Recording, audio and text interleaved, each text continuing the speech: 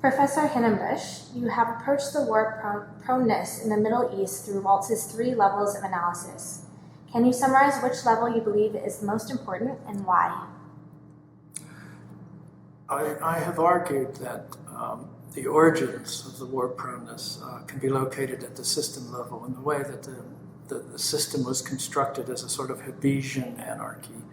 At the time when the imperial powers created it, in the sense that they sort of built irredentism into the system because of the way borders were drawn, dissatisfaction with incongruence between nation and state, lots of territorial disputes, 2 stateless nations left behind.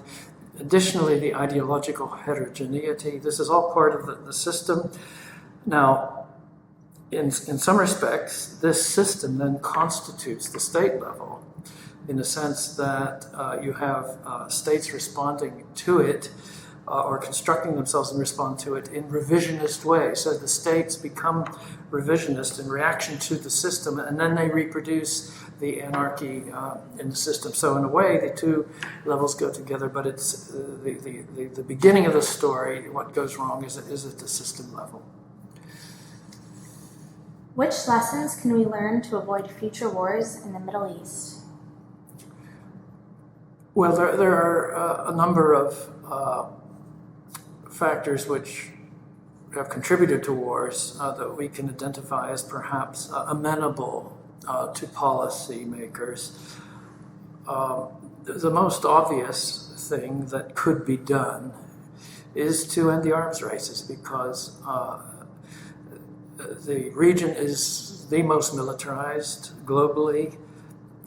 In part, it's because of the enormous rent available to states to purchase arms, whether that's oil rents or foreign aid rents. Of course, somebody has to sell these arms, and there's lots of states with interest in selling them. So that's the most obvious thing that could be done, because arms races upset the balance of power, and upsetting balance of power is the occasion of war. Other things that could be done, of course, would be to promote the peace processes.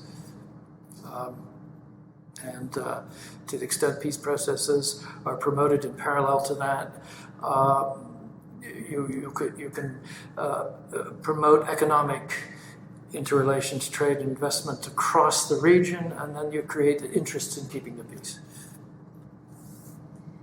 What do you believe are the most important variables that facilitate war in the Middle East now? At this particular time, of course, it's the sectarian divide seems on the face of it to be what is driving the conflict in the region. Of course, that didn't come out of nowhere. It came out partly of the collapse of 2 states, Iraq and Syria, which then, of course, were multi-sectarian states, and their collapse led to a kind of struggle for power inside them, a security dilemma, which generated sectarian solidarity, which didn't exist before, and which continues to drive the conflict. And of course, this is instrumentally being used by the main competing rival powers, Saudi Arabia and Iran. And so they've got to step back from that. And obviously, Obama, for one, has tried to encourage the Iranians and the Saudis to step back from this.